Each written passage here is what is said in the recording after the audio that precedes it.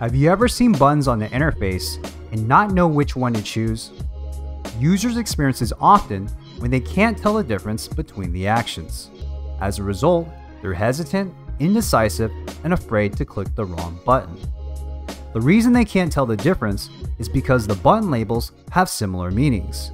In this example, the send money and transfer button both convey the act of moving money. However, it's not clear what the difference is, so users are confused on which button to choose. You can ease their mind by using icon-dominant buttons that represent the action differences. The action difference between the send money and transfer button is that send money involves moving money to another person. Transfer, on the other hand, involves moving money to another bank. The icons represent these action differences effectively. If users want to move money to a person, it's the button with the person icon. If they want to move money to a bank, it's the button with the bank icon. When users are confused by similar labels, dominant icons can clear up the confusion. However, if you choose icons that don't represent the action differences, they won't work. For instance, if the send money and transfer button use different arrows to indicate money movement, it would still end up confusing users.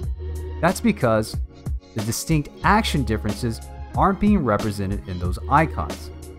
It's crucial to choose your icons wisely for icon-dominant buttons to work. Icon-dominant buttons can even help users prevent misclicks.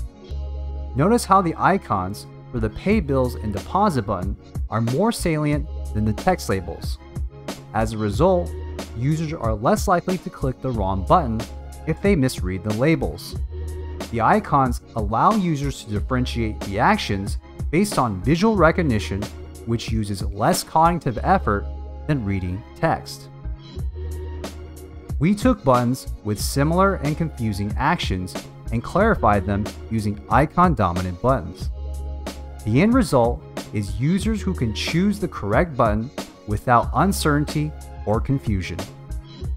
Thanks for watching.